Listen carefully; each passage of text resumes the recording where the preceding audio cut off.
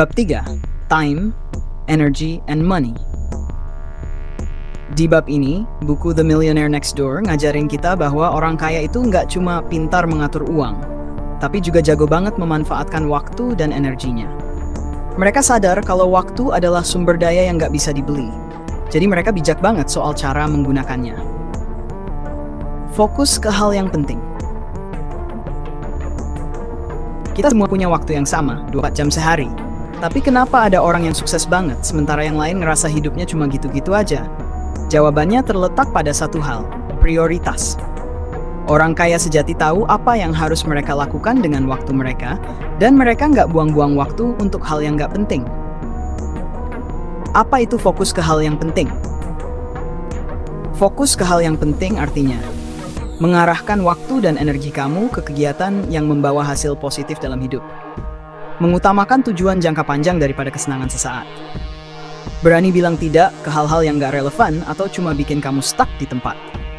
Orang kaya nggak sibuk ngikutin semua tren atau drama. Mereka cuma peduli sama hal-hal yang bikin mereka lebih dekat ke tujuan hidup mereka.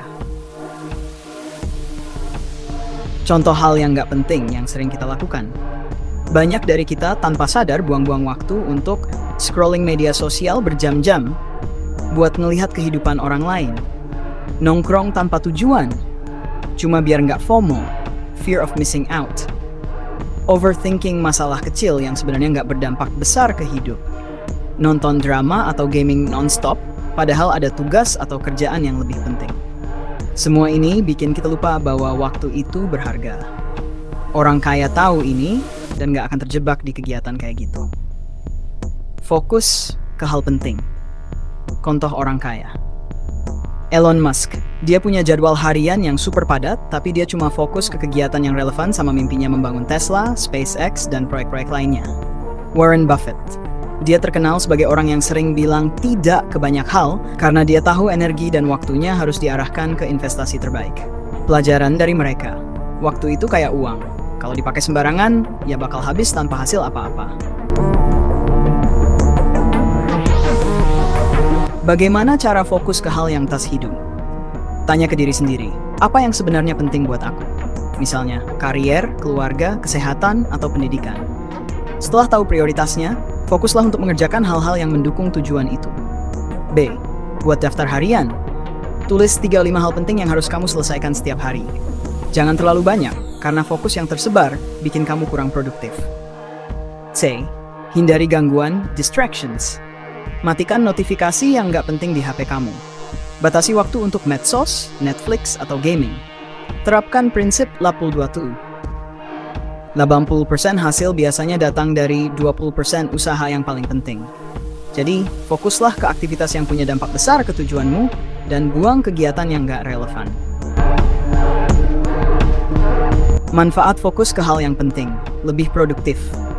Kamu bisa menyelesaikan lebih banyak hal dalam waktu lebih sedikit. Nggak perlu stres ngejar semua hal yang nggak relevan. Lebih dekat ke tujuan. Setiap aktivitasmu punya arti dan mendukung tujuan jangka panjang. Efisiensi energi. Kamu nggak capek ngurusin hal-hal kecil yang nggak penting. Kesimpulan. Hidup fokus itu kayak perjalanan dengan peta. Kalau kamu tahu tujuanmu, kamu gak bakal buang waktu jalan-jalan ke arah yang salah. Orang kaya ngerti banget pentingnya hal ini, makanya mereka gak ribet sama urusan kecil atau ikut-ikutan tren.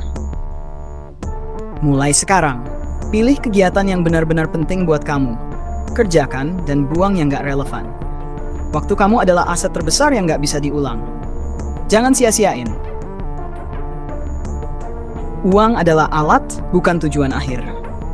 Orang kaya ngerti kalau uang itu penting, tapi mereka juga tahu kalau uang cuma alat buat mencapai kehidupan yang lebih baik. Mereka nggak terlalu terobsesi sama uang, tapi mereka memanfaatkannya dengan cerdas buat investasi, bisnis, atau hal-hal yang bikin hidup lebih berarti. Jangan cuma mikir gimana caranya punya banyak uang, tapi juga tanya ke diri sendiri, kalau punya uang, aku mau ngapain? Pastikan tujuanmu lebih dari sekadar punya banyak uang. Disiplin itu kunci. Mereka bikin rutinitas harian yang mendukung tujuan mereka. Entah itu kerja, belajar, atau olahraga, semua kegiatan dirancang biar nggak ada waktu dan energi yang terbuang sia-sia. Bikin jadwal harian yang produktif. Mulai dari hal kecil, kayak bangun lebih pagi atau nyisihin waktu buat belajar sesuatu yang baru. Disiplin kecil hari ini bisa bawa perubahan besar di masa depan. Pola pikir jangka panjang kunci sukses dan stabilitas finansial. Hidup itu seperti maraton, bukan sprint. Orang yang punya pola pikir jangka panjang paham bahwa kesuksesan besar nggak datang dalam semalam, tapi melalui keputusan kecil yang konsisten selama bertahun-tahun. Bab ini ngajarin kita untuk selalu mikirin dampak jangka panjang dari setiap keputusan, terutama dalam keuangan. Apa itu pola pikir jangka panjang? Pola pikir jangka panjang adalah kemampuan untuk fokus pada manfaat atau hasil yang lebih besar di masa depan, meskipun itu berarti harus berkorban sekarang.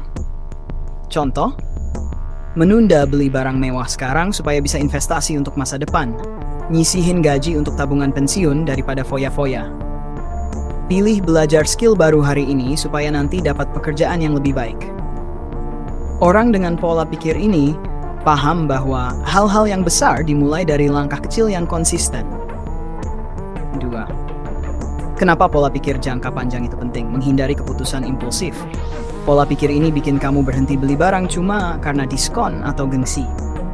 Membangun kekayaan.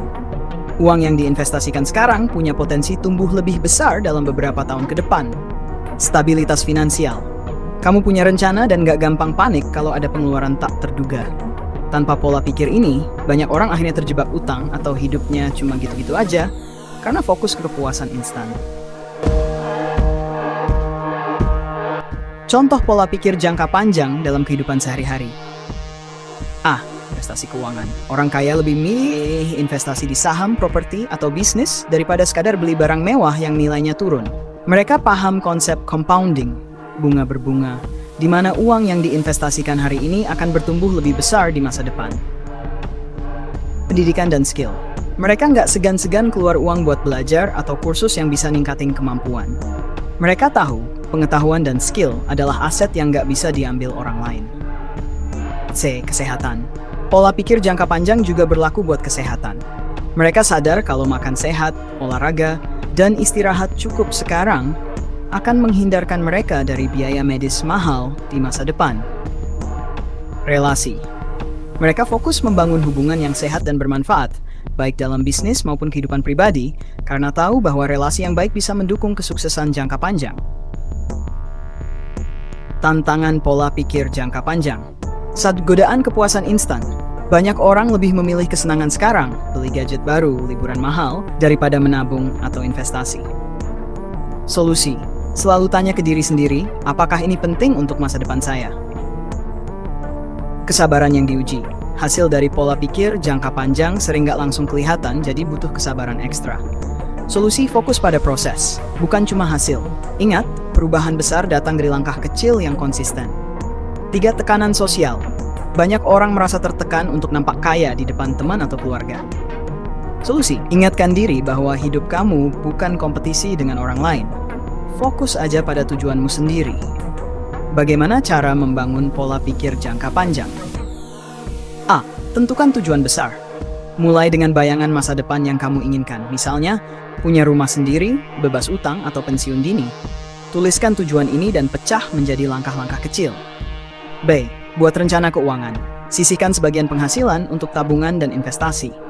Jangan cuma fokus ke hari ini. Rencanakan juga kebutuhan 5-10 tahun ke depan. Fear of missing out. Nggak semua tren atau kesempatan harus kamu ikuti. Pilih yang sesuai dengan tujuan jangka panjangmu. Belajar dan evaluasi. Luangkan waktu untuk terus belajar tentang keuangan, investasi, dan pengelolaan waktu. Evaluasi keputusanmu secara rutin. Apakah ini mendukung tujuan jangka panjangmu? A. Bersabar dan konsisten. Ingat, perubahan besar butuh waktu. Jangan menyerah hanya karena hasilnya belum kelihatan sekarang. 6. Dampak pola pikir jangka panjang. Orang yang punya pola pikir ini biasanya lebih finansial sehat, karena mereka nggak gampang tergoda beli barang nggak penting. Hidup tenang. Mereka nggak stres karena tahu mereka punya tabungan dan rencana. Bahagia di masa depan. Semua usaha mereka sekarang terbayar di masa depan dengan hidup yang lebih nyaman dan bebas utang. Pola pikir jangka panjang adalah tentang bikin keputusan hari ini yang mendukung kesuksesan di masa depan. Ini berarti menunda kesenangan sesaat, fokus pada tujuan besar, dan terus konsisten melakukan hal-hal kecil yang membawa dampak besar nanti.